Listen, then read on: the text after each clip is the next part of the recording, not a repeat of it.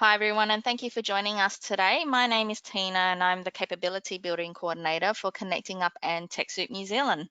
Connecting Up is a part of the Info Exchange Group. Info Exchange is a not-for-profit social enterprise that has delivered technology for social justice for over 25 years. With over 100 staff across Australia and New Zealand, we tackle the biggest social challenges through the smart and creative use of technology. I'd like to welcome you all to the webinar, An Introduction to Microsoft Teams, the Next Generation of Collaboration, which will be presented by Alex and Ben from the IT team. We'll start with a little bit of housekeeping. All lines are muted, so if you have any technical issues, please type it into the questions box on your webinar panel and I'll be able to assist you through there. If you have any questions during the session, please also type it into the questions box and Alex and Ben will answer them in the Q&A section at the end of the webinar. Please note that your comments and questions will not appear to the entire group. If you are on a Wi-Fi connection and have multiple programs open, this can sometimes affect the quality of the audio and video of the webinar. If possible, please close all other programs to help you have the best experience. Please note that the webinar is being recorded and a link to the recording and the slides will be sent to you shortly after the webinar ends. Before we start, I'd also like to remind you that there will be a short survey at the end of the webinar. We'd appreciate if you took a few minutes to provide us with some feedback. So that's all from me for now. I'll hand it over to Alex and Ben to get things started. Thanks, guys. Thanks a lot, Tina. Well, welcome aboard and thank you very much for joining us today. So we think Teams is a great product and we hope with this webinar, you'll be able to determine if it's the right product for your organization. So just a bit of an introduction to Teams.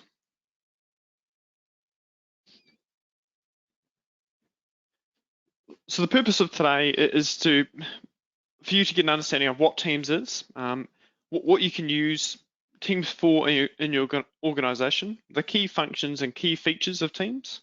Along with this, we're going to do some demos to demonstrate the key functionality along the way. Yeah, I'm not sure how many of everyone watching has used Teams before.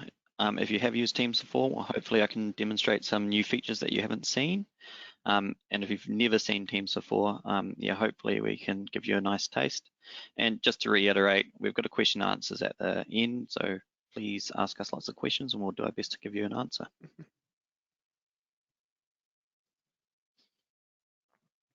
Cool, so before we dig in, just a quick about us, so about the IT team.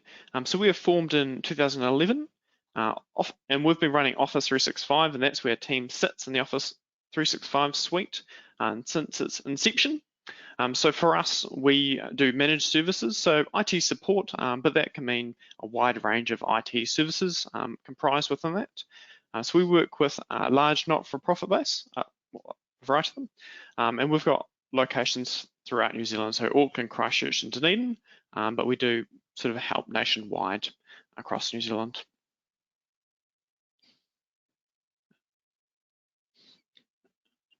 Awesome. Give me a second. We'll just quickly do a quick poll just to see and get a gauge on who's used Microsoft Teams before. So I'll just run this poll for about 30 seconds, maybe 20 seconds. Thanks, Alex.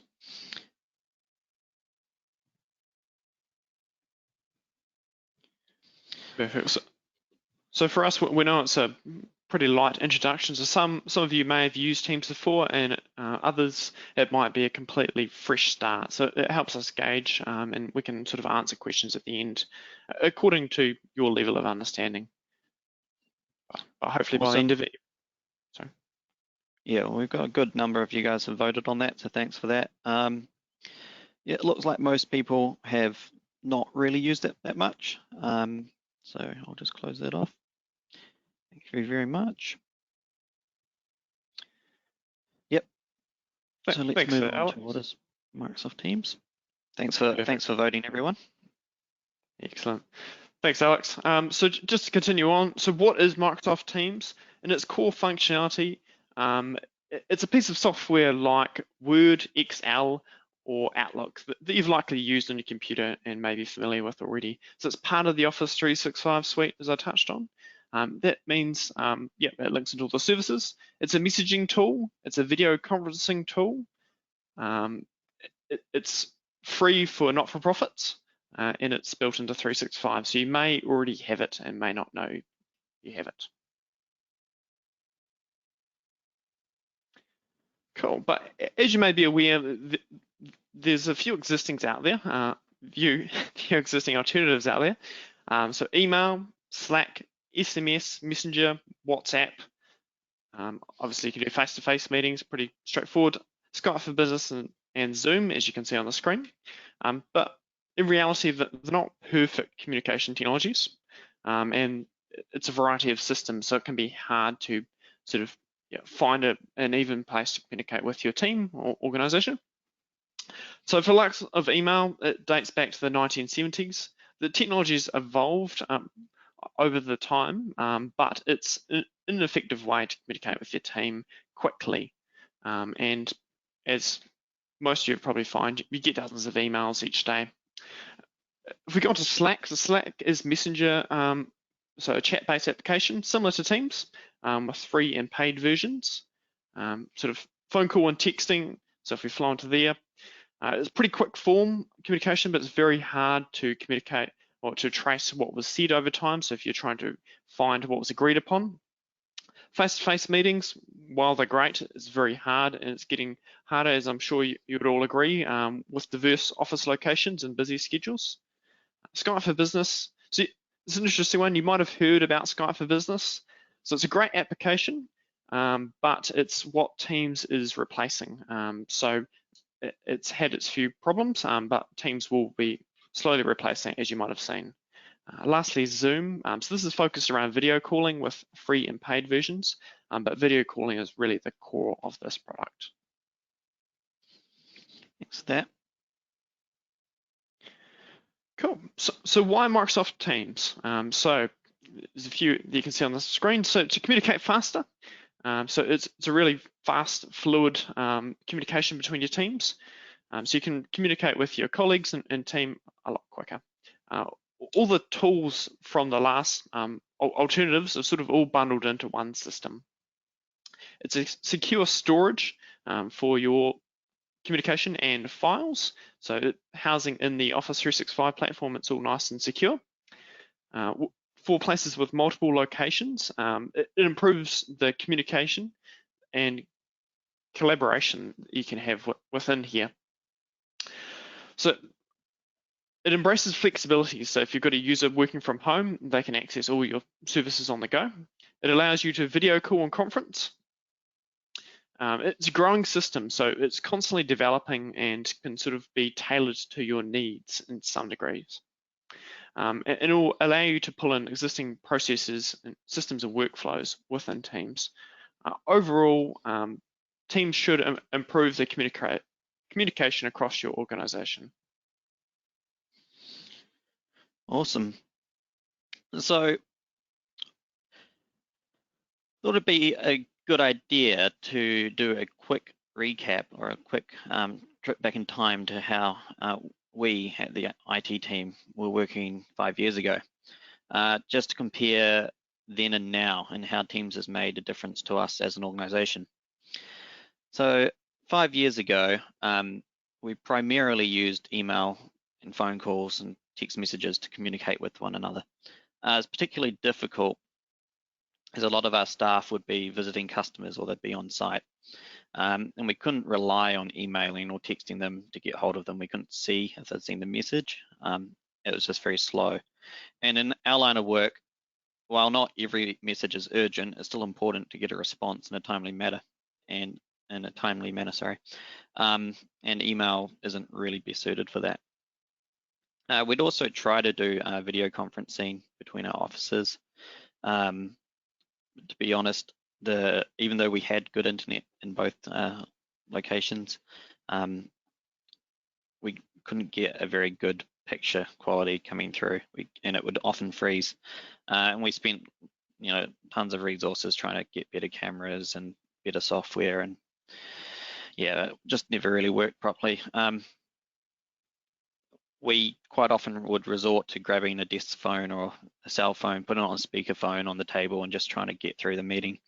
I'm sure many of you guys have had to resort to that before if you can't get the tech working. Yeah, and it was also for our clients. If we were trying to talk to them, we would run into a problem of what system do we use? What do they use? Do we use Zoom? Do we use Skype for Business? And when you talk about Skype for Business, they'd get confused with normal Skype, which is different. It just wasn't really working out that well.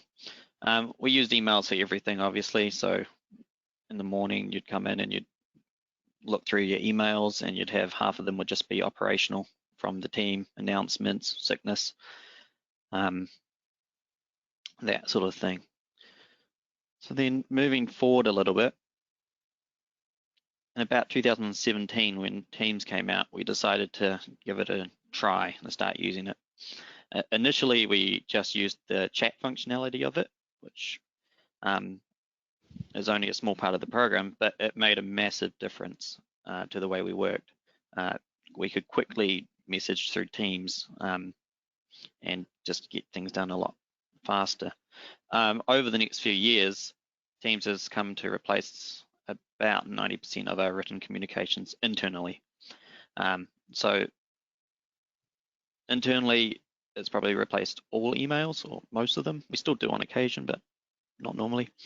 And any phone calls that we do, we also now do through the Teams application. Emails and calls are primarily still external at this point. As we've grown and expanded since then, we use Teams for all of our meetings, and it's really helped us with cross-region integration.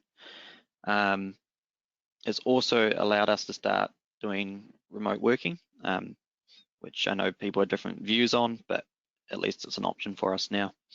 And also all the announcements and sicknesses and cake in the kitchen, that's now not cluttering up our inboxes.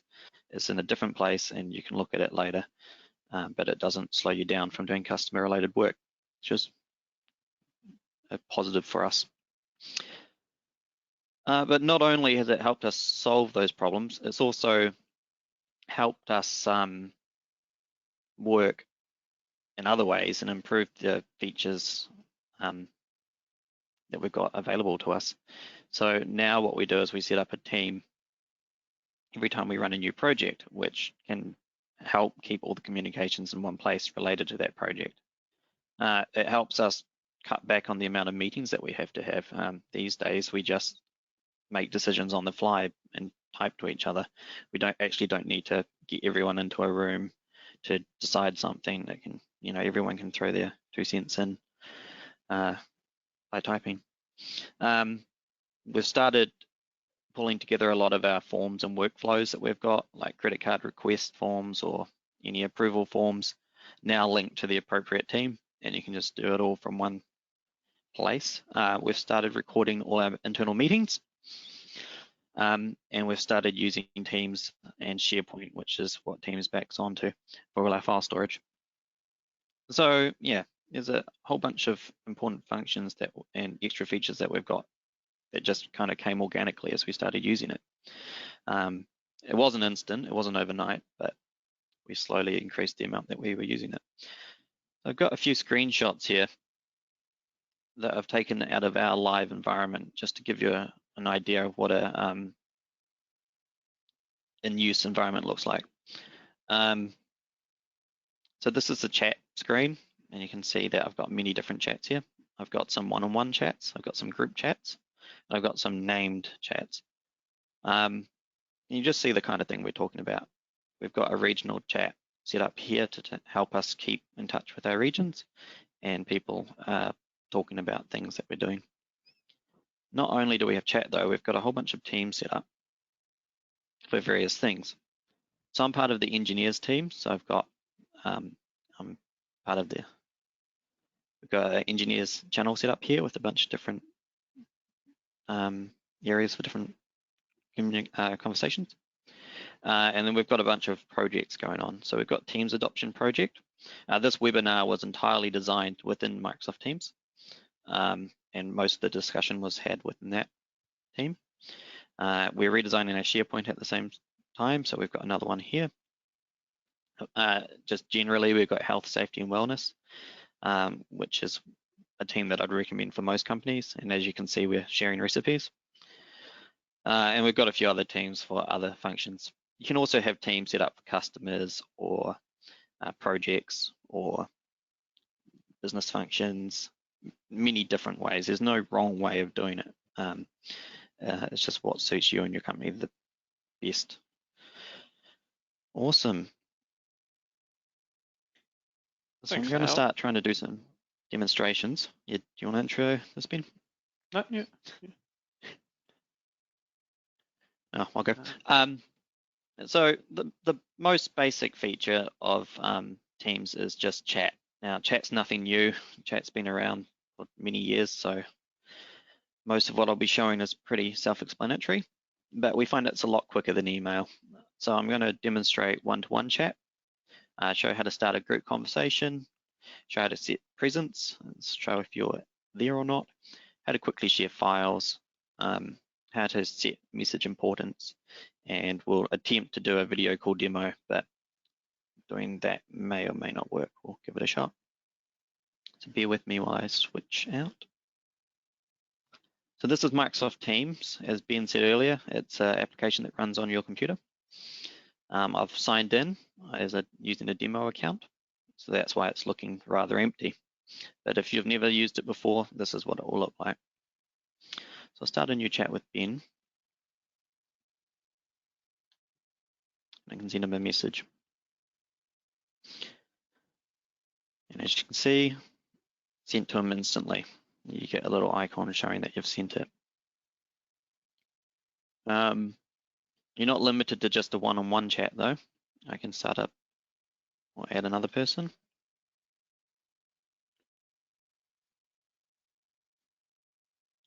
Add Bill Gates. It's not actually him. He's not available for this webinar, unfortunately.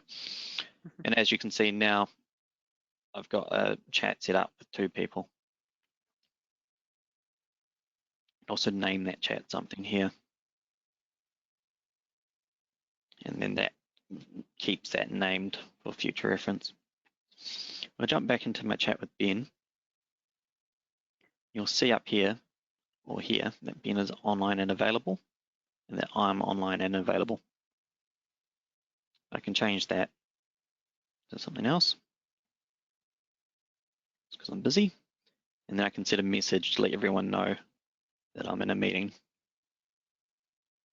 So this is similar to what you'd do if you were using emails and you set up an out of office reply, but it's way more flexible than that. It means that if you're working remotely and you want to know if someone's at their desk, you can quickly see if they're busy or not without having to call up the person sitting next to them. So if you use it properly, it can be a great tool. Now it looks like Ben hasn't replied to me yet. So some cool feature that you can do is message importance. So what I can do is I can send Ben an urgent message, and that will send him a pop-up on his screen every 2 minutes for the next 20 minutes. And it'll also send him an email. So this is a great feature for quickly getting someone's attention. And it's probably similar to what you do if you did an important email, but it's more in your face than that. Obviously, don't use it all the time. If you use it all the time, it becomes not urgent anymore. If everything's urgent, nothing is urgent. I can see now that Ben has actually seen it. It's got a little scene icon. This is similar to Facebook Messenger or other programs like that, but it's great. And I can see that Ben is replying. It's great to know that he is actively looking and I don't need to find alternate ways of contacting him. I can quickly share a document with Ben, so I can just upload one from my computer. Just pick this one.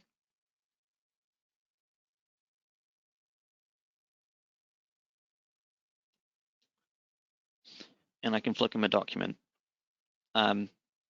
He can open that up at his end, and I can even open it straight up from Teams. So I don't need to open up Microsoft Word to look at this example document. I can open it up within Teams and make edits from within Teams. So you can see where this would quickly get, or quickly is a great feature to have.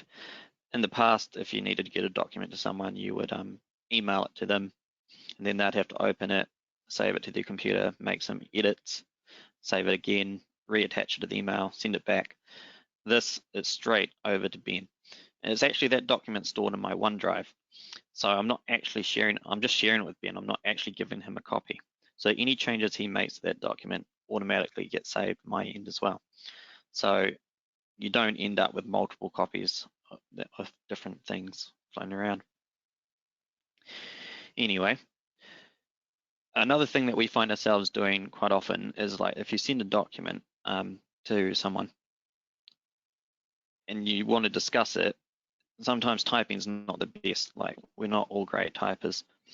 So what you can do is you quickly start a video call, discuss it with the document, and then without having to type back and forwards or send emails back and forwards or grab them and jump into a meeting room.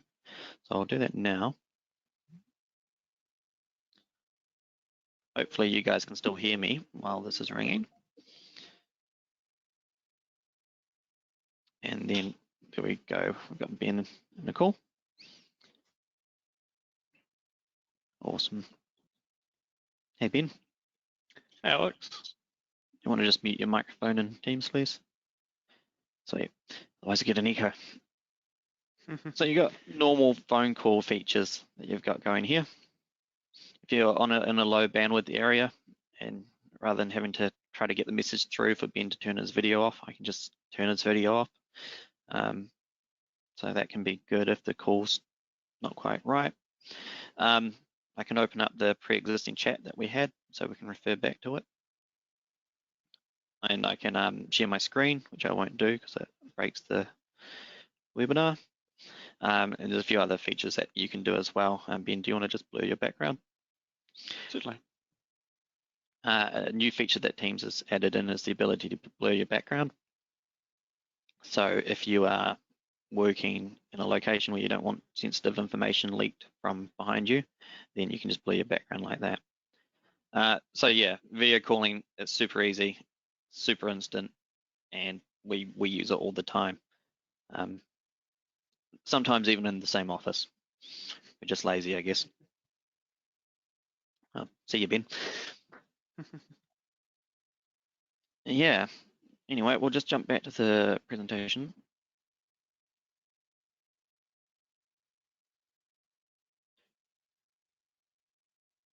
You want to discuss this, Cool. Ben? Yeah, thanks a lot for that, Alex. I appreciate it. So now that Alex has covered off individual messaging, we thought we'd touch on Teams and another functionality.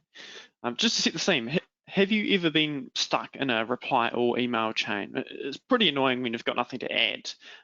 So just to give you an example, if there's 27 people with a sent document and they've all replied with individual changes, and this sort of does happen in businesses, meaning the recipient could get multiple replies sent back with different documents, and it's very hard to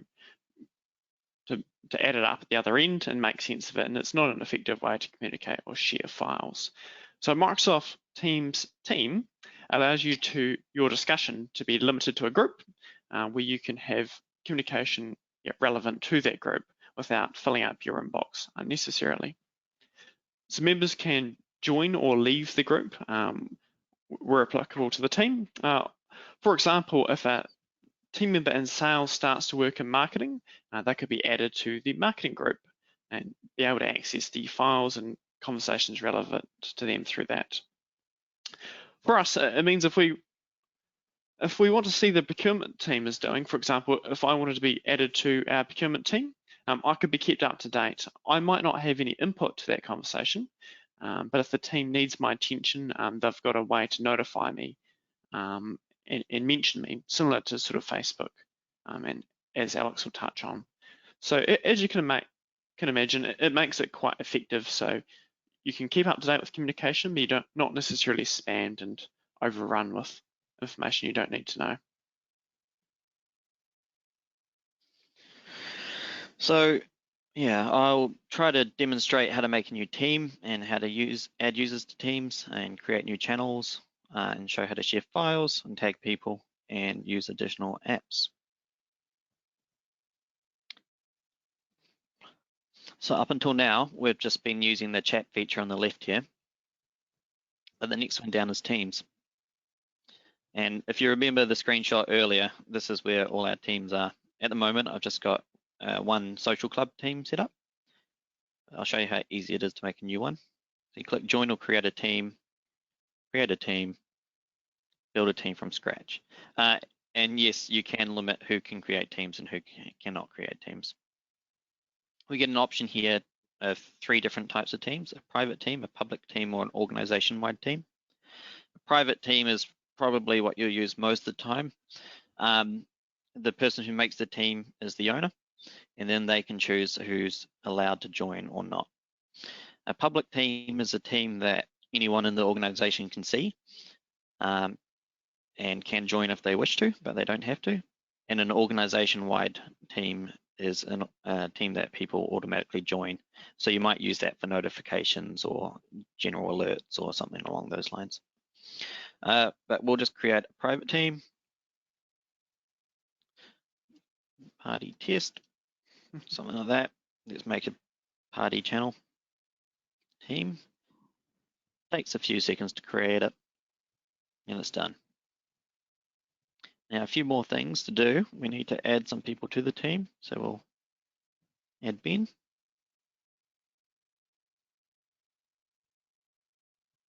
And then we get an option whether or not to add him as a member or an owner.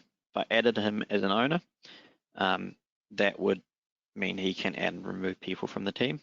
If we leave him as a member, he can participate, but he can't choose who's in the team. Awesome, so we've got a new team here. By default, you get a new channel called General. We can add another channel. It's always important to have food in a party. You can write a quick description. I will leave it blank. Should be pretty self-explanatory what this channel is about.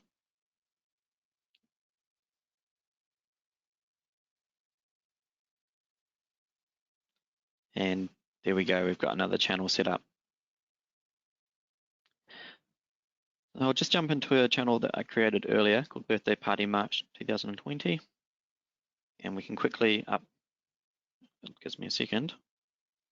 It's not letting me, maybe jump into a different channel. For some reason it won't let me upload a document. Here we go, we can upload one in this channel. Sorry, it's just because I created this recently.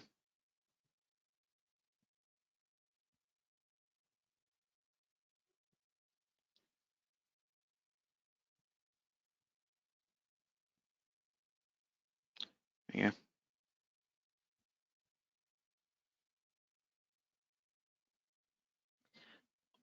I know this example document's got nothing to do with the channel we're in. And then I've saved a document to the Mini Golf October 2019 channel. So we're not limited to just seeing this document here. If this document's very important and this particular channel, if someone joins to it and you want them to see it straight away, we can actually turn that into a tab.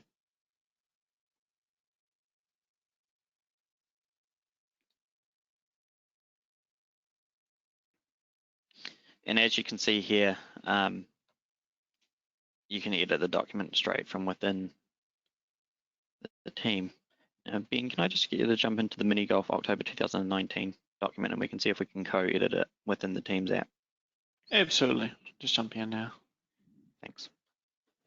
So Teams gives you the ability to co-edit documents. So you can do this within SharePoint, but you can also do it from within the Teams app. And you'll see shortly a BH comes up on the screen, and then you can see Ben is writing something there. So you can imagine this is very helpful if you're having a discussion about something, you can edit them at the same time. All right, we'll just close this document. We'll go back to the channel. Now it can get quickly difficult to know where you're meant to be looking because you can very quickly get lots and lots of channels to the left. So what I can do if I want Ben to look at this channel and he hasn't been looking here, just can go type the @ symbol on the keyboard, type in Ben's name, press enter. and that will mention him. So that should get his attention. And Ben, if I can just get you to mention me in, I don't know, the birthday party channel, just so I can demonstrate it to everyone what it looks like. Certainly can.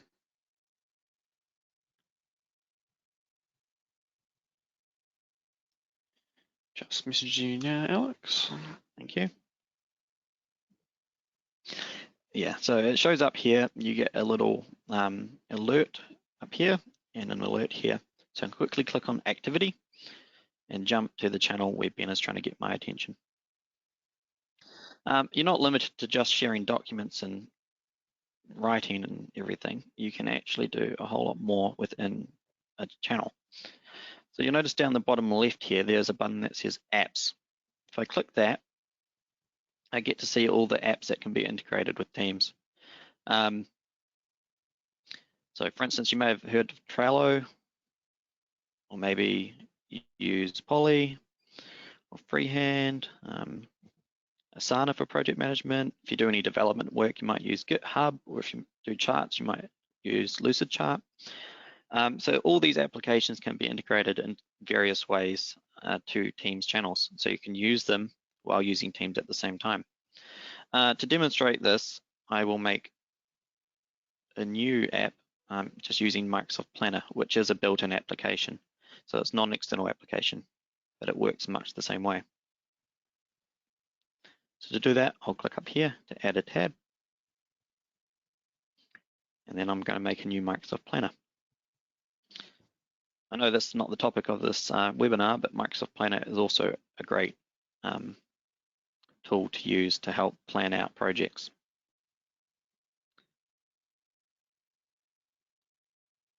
Takes a few seconds to get created, and you'll notice along the top here there is now plan. And then I can set up a task. Set a due date.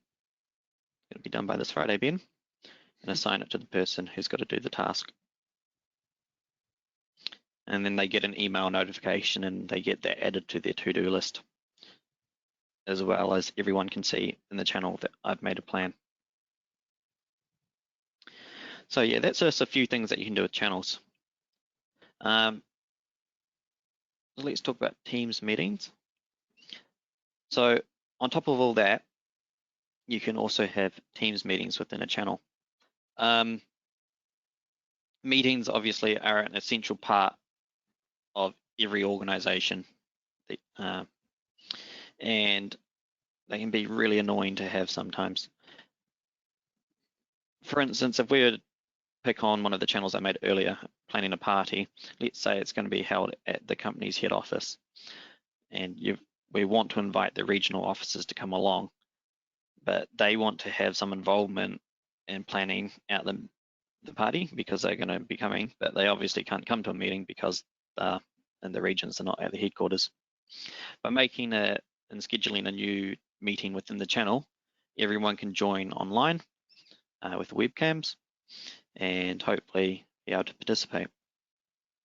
So I'll quickly demonstrate how the Teams calendar works, how to join a meeting, and how to run it, and then a few of the features from within that. Oops.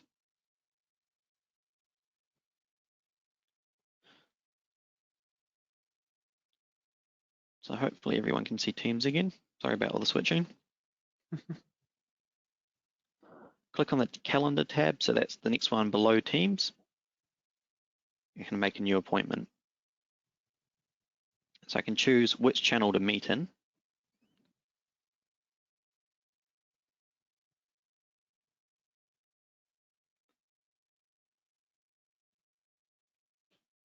And we can set up a title, we can set a location, time, and who we want to invite. And then all within Teams, I can actually see if he's busy or not. Scheduling assistant and see if he's busy. At the moment, it hasn't picked up. He's free or not. We'll schedule that straight away. And it puts a post in the channel that everyone can see that a meeting's been scheduled for this time and this date. And meeting notes automatically gets created up the top so we can take notes during a meeting. So to join a meeting, you can just double click on it like this and click join, or you can jump into your calendar and click join. And for those of you that use Microsoft Outlook, you can also join from a button within that because it syncs through. So I'll just join through the calendar here. Join the meeting. At the moment, it's just me, but I can check on the side panel here and quickly see who's invited and who's going to join in. And I can also start recording the conversation. It takes a few seconds before it starts getting recording. And then when it starts recording, it lets everyone know that they've been recorded. And you can also set a privacy policy so people know what will happen to that recording. And everyone sees that banner, so that way there's no surprises and people know that if they don't want to be recorded, they can leave the meeting or talk about it. It is one of the recent features that has come available with recordings is transcription. So once the meeting is finished, it will actually transcribe it to normal English, and you can go through and search for various things that have been said. It works, it's reasonable. It's not great, they're still working on it, but it's not terrible. And definitely if you're looking for a keyword and you want to jump to a point in the conversation, you can do that. You can also take meeting notes from within the conversation, like so, take notes.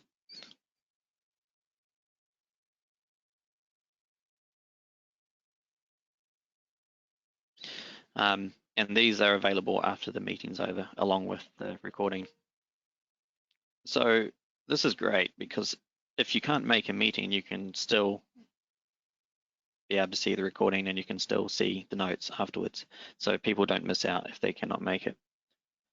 So you got your normal settings here. You can turn on live captions, which is in preview.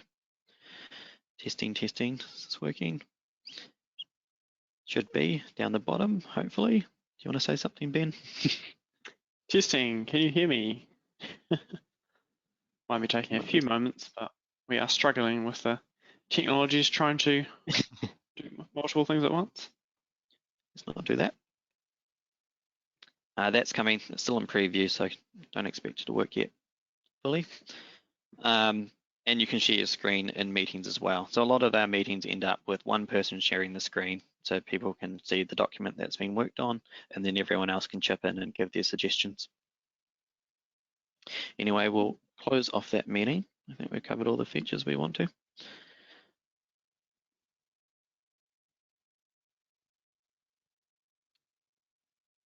And you can see now that the meetings that we had, the meeting minutes or notes, show up here, and anyone can click on them and see what's happened, and it takes them there straight away.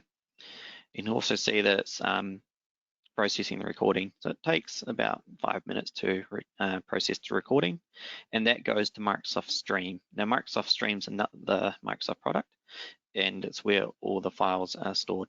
Now, at the moment, the video files, the permissions are managed by the person that started the recording, and they can choose who can see it after the fact if that to other people that are not a member of the channel. At the moment, you can't share those videos externally from the company, but it is on Microsoft's roadmap for some time, I think, towards the end of this year to be able to do that.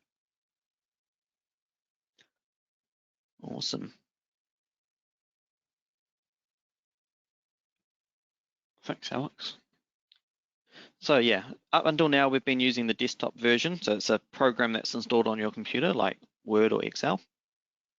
But you're not limited to that. You can actually access Teams fully via an internet browser. Some work better than others. We find that Chrome works better than Firefox, especially for video and voice. But it's fully featured. I can't demonstrate it to you today, but it's got all the features, including editing Word through a web browser through Microsoft Teams. It looks identical. I've got a screenshot there on the left. And we've also got a phone version, a phone app that we can use to get people when they're out and about. You want to talk about that, Ben?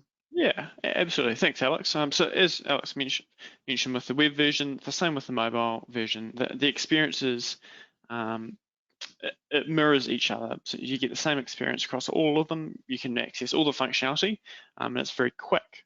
So for us, when we've got people out and about and on the go, it's ideal to be able to jump on here, communicate to the level of we could have a full video meeting and you can dial from your phone if that's what you desired. So it works really well. As you see there, we're using sort of the thumbs up. It's something we use ourselves internally quite a lot, and it flows well rather than having to say yes, okay for quick form communication. So that is something that you'll be used to in normal messaging, and it exists across the Teams experience. In the same regard, GIFs, but they are abused in some regard, as I'm sure you can imagine, with everyone seeing them around. But it does make a little bit more lively for us to integrate and chat to our team. Yeah, and we actually find the mobile app is great. We've had people join meetings while they're walking around other locations. They can just jump on their phone using 4G and see everyone and discuss everything. And you can also edit files on the phone version as well and pull them down, which is a handy feature. Cool. So just to touch on some more advanced features of Teams. So going from the base functionality that Alex has shown, so the chat and team functionality is really where it starts. But if you wanted to drill into it further, we've just got two brief items to touch on. So Teams calling. Teams can be set up as a full-fledged phone system if you desired. So that means without a PBX or specialist VoIP hardware, it could run on the mobile phone client, or you could just call through your computer. Each user will get a DDI, so a direct dial number. Calls can route, you get voicemails, click to call, so you could click a phone number on a website and it could dial the number for you, and it can integrate with your Microsoft out of office messaging and supports. So there is specialist hardware if you did want a physical desk phone. It does exist if you choose to go down that track. Just for note, in New Zealand, you do need a Teams compliant SIPs provider to link in that calling functionality. Yeah, at the moment it's still big in the States. It's not so big in Australia and New Zealand, but it's coming and has arrived in some regards. But yeah, it's definitely an advanced feature. It's not something that's available straight out of the box. Yep. Perfect. And beyond that is Teams Rooms. You might have heard the terminology thrown around.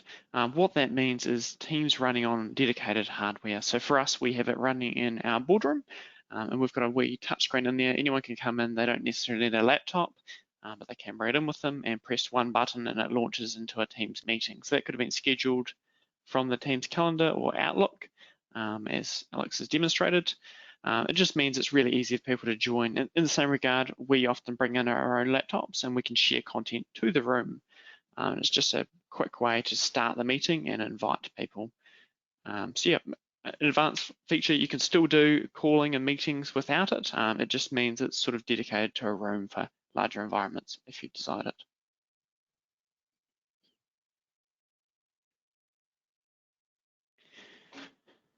Excellent, cool.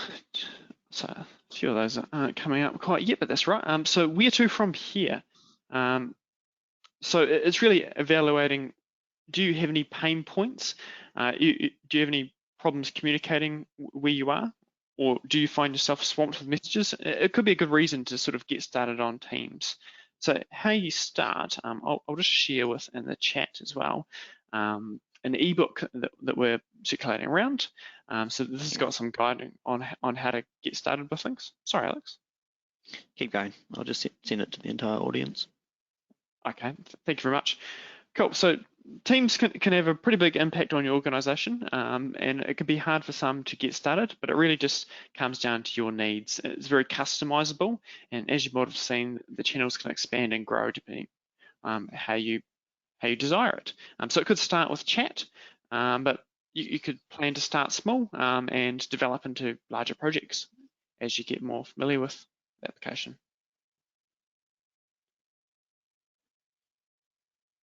Cool. So we'll just go flow on to some Excellent. Yep. So if you've got any, sorry, the last bullet point didn't pull through. If you've got any other questions, feel free to let us know, and we can certainly guide you through that process as well, from getting started and getting to know teams. So we'll just go on to some questions. So if you've got any questions, if you've entered them as we've gone along, that's awesome, and we'll start addressing those. But hey, if you think of any, feel free to plot them in and we'll answer them as we go. If we do miss you, apologies, and we will reach out after the fact. So yeah, if we don't manage to get through them all this morning or this afternoon, sorry.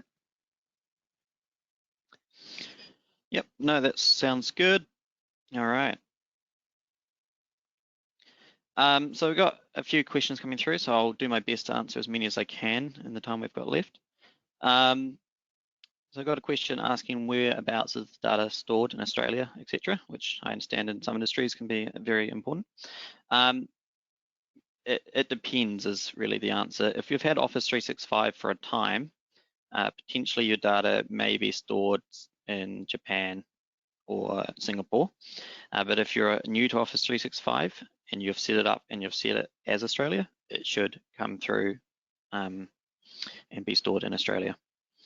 Now, turn my webcam on again for the question answers. I'm going to just move that around a little bit so you can see me. So hopefully that answers the question. So someone's set up or tried to set up a few new teams, but they're getting a message, we're having trouble creating your team, please try again later. That's not normal, to be honest. It might be best to put in a ticket with Microsoft to see if you can get that one resolved. Normally, if you've just set up a new tenant, so you've just started using Office 365, you may run into that issue. Otherwise, you're probably best to reach out to your IT support to get that one sorted, and they can reach out to Microsoft on your behalf. Perfect. Thanks, Alex. So we've got another question. Can you upload a document from SharePoint rather than OneDrive? So I think we might have covered that partway through, but yes, you can certainly upload SharePoint documents. And as hopefully we did touch on and hopefully got through, the Teams itself communication is linked to SharePoint. So all the files are linked back to SharePoint through there. Actually, I'll go back into Teams and we can show that a little bit better. So if we jump into this channel here and we click on the Files tab, you'll see there's a button there that says Open in SharePoint. So if I click that button, it loads up into SharePoint. Every single team you create automatically gets a SharePoint site created, and then a document library for every text channel underneath. So birthday party, March 2020 would get a document library created for it. At the moment, you can't do it the other way around. So turn and link various document libraries to channels, but it's coming, and yeah, they're actively adding that. You can also integrate other file sharing solutions, and you don't have to use SharePoint, so you can use Box or Dropbox, I think. But obviously SharePoint's what will work the best, it being a Microsoft product. Got another question here. Are we using Teams in a web browser or using the client? Yeah, I think he's worried about resources because he's running a terminal server. Yes, so you can use either or. We're using it as the application, but the web browser version works fine for most things. It should run in a terminal server environment. What I would wonder in a terminal server's environment is how well the voice would work, and voice and video. So hopefully that answers your question there. Thank you. Thanks, Alex. Another question. So the question is, are all the apps in Teams free or additional cost? So very good question.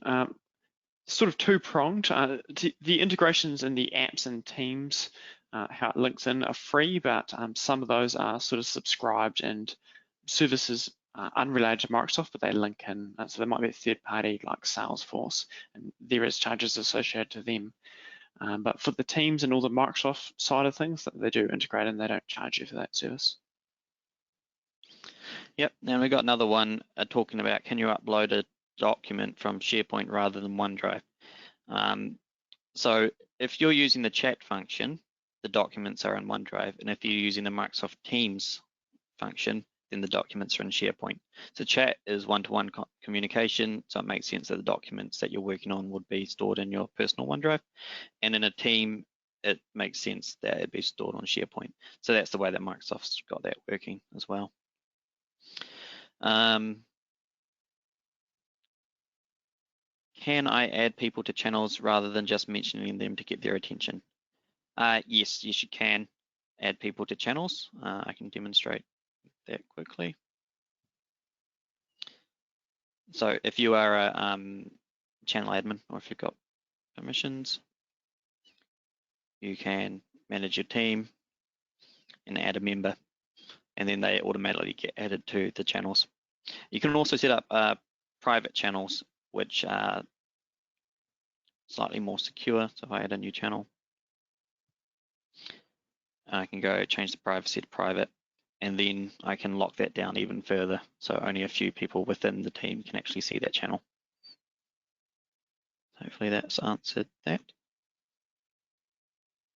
Thanks, Alex. So another question here, can meetings be saved and shared like in Zoom? So hopefully we covered that with the meeting aspect. So you can certainly share the link, and if you create them in Outlook as well, so you could do an Outlook meeting, and you may have seen there's a new toggle switch if you're using the Office 365 version of Outlook, where you can convert it to a Teams meeting, and if you invite someone and share it from there, they'll get a Teams link to join, and they can click that link and join in. Yep, awesome, Ben. Yeah, there's a button within Outlook as well that you can click, which we basically turn everything into a Teams meeting these days. There's no reason for it not to be, and that means that anyone, internal or external, can join it as long as they've got the link. And yeah, that also works with video. So I've got another question. What if you're part of two workplaces and they have two different teams? How can you access both on the phone app? Again, that's another feature that's coming, the ability to hot swap between different organizations. So in the desktop app along the top, there'll be a drop down, and I've seen this demoed by Microsoft to be able to switch to a different company. And I assume there'll be something similar on the phone app. At the moment, you can't do that. You'd have to sign out or have two phones. But yeah, it's coming.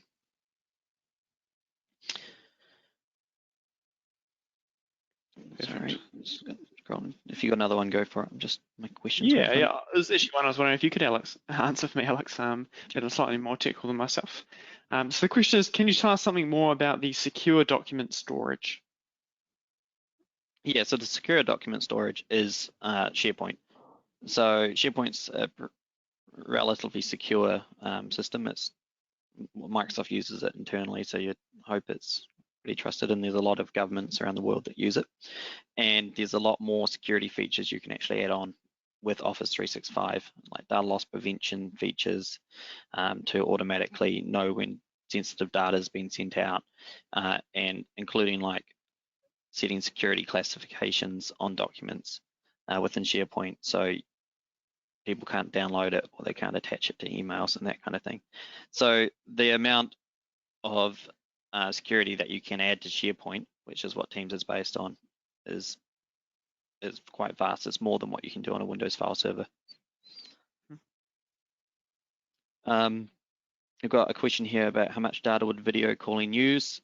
I'm not sure. I'd assume it'd be similar to using Skype or just normal Skype personally. So it's going to use a bit, and it would depend a lot on your quality of your video camera. Probably in the gigs rather than the megs, I would assume. You wouldn't have a better answer than that, Ben? I wouldn't. For sort of business connections, sort of physical, I think you probably wouldn't run into any data problems, even if you had a team of 30 and they're doing it regularly. But maybe on 4G and sort of associated services like that, maybe approach them with caution. You probably need to test. It would depend on the cameras as well and what they're transmitting to be precise. In the same regard, you might have seen you can turn off video, and that would cut back the data on the particular user if they're using a remote service like a phone. Awesome. Would you need separate Teams accounts if you work for multiple organizations? Yes, you would. You'd probably get a Teams account from the organization that you're working in. If you work for multiple organizations, yeah, you'd have multiple accounts. And I guess the reason for that is the data that the organization produces would want to be within the same account. So you wouldn't want to cross-pollinate different information between different teams. Yep. Just to touch on that, it's becoming a lot easier. Where you might have seen at the top where Alex had his profile picture and status, what Microsoft is going to update so you can change between accounts. You can currently do it on the mobile app, so you could swap between Alex and I, for example. I can swap to a live environment to the demo environment, and Teams will have that too. So as it grows, if you need access to multiple, you can chop and change between the two as you need. Yep.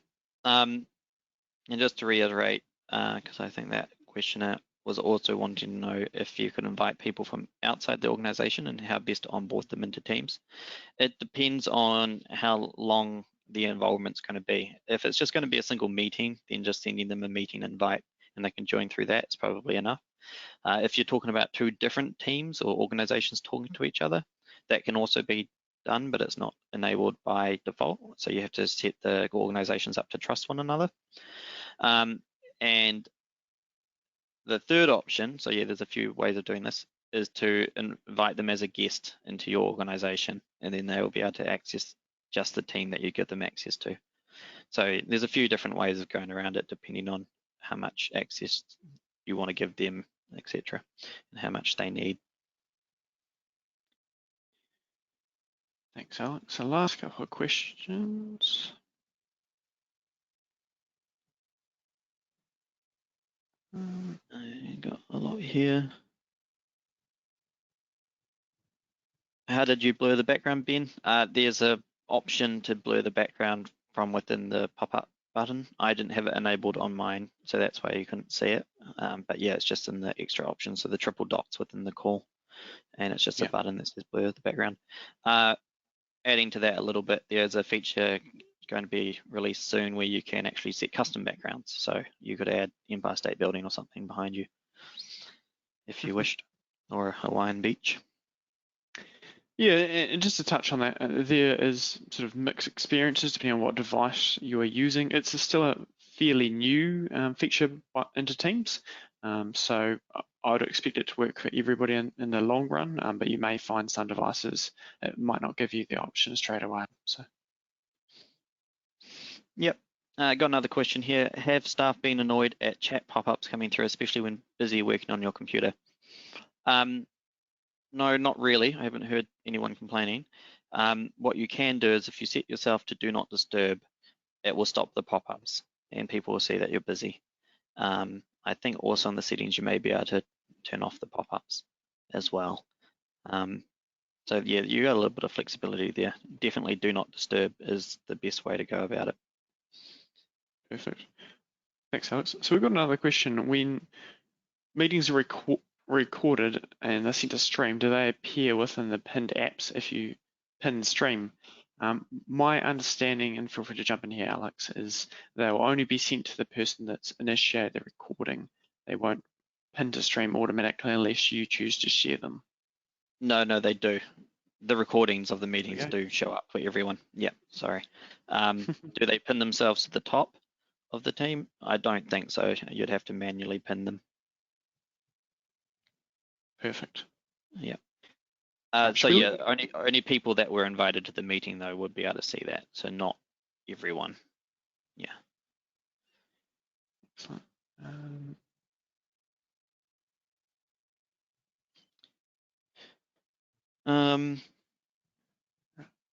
So we've got some more advanced questions around like how do we create forms. They're probably a little bit more beyond the introduction, but certainly something we can come back to.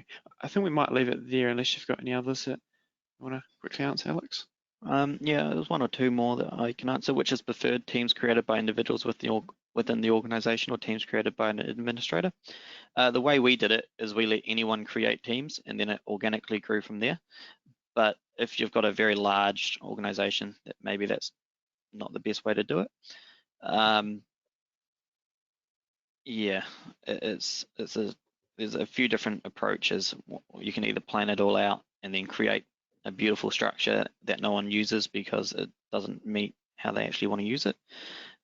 Or maybe, the opposite is true, where so many teams get created that no one can work out how to use them without falling over each other.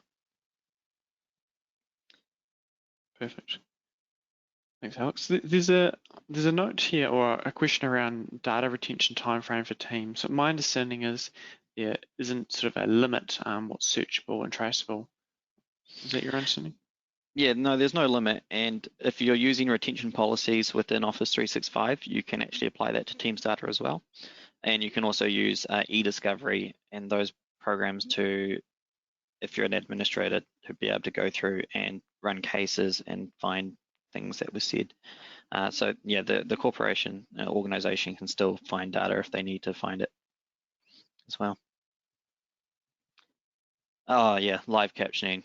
That's why it didn't work. My microphone was muted, so that's why it didn't work. Trust me, it does work. That could help for hearing impaired people and that kind of thing as well. Right, you happy to leave it there, Alex? Yeah, I think so.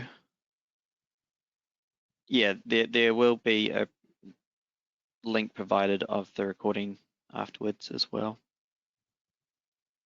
Perfect. Yep. So there'll be a link provided. And we'll just run through a few wee things. Right. Do you want to jump onto the next slide for me?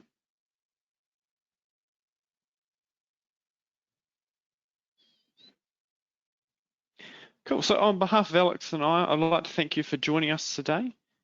So we really appreciate you joining us to discuss Microsoft Teams. Hopefully it's a good start for your organization. If you could fill out the feedback form at the end, along with check the chat for our ebook presentation, that'd be great. Yeah, you should get all the slides as well come through, so hopefully you can read through them as well. And yeah, if you've got your email address linked, we'll do the best to answer the questions offline for the rest of you that have sent through questions. And also, if you've got any further questions, you can email webinar@theiTteam, so that's THEITTEAM.co.nz, and yeah, we'll answer questions off that as well. Perfect. And lastly, we've got a feedback form at the end. I think Tina touched on. If you can kindly complete that, that will certainly help us so we can learn and improve in the future. Thank you very much. Thank you. Great. Thanks so much, Alex and Ben. We do have a number of questions that have not been answered, and we will make sure that they're all addressed offline after this webinar. So I will send through the transcript to both Alex and Ben, who will be in touch with the answers to all your questions. So thank you so much, Alex and Ben, for presenting today, and thank you everyone for joining us. I hope you've all learned a lot from this presentation.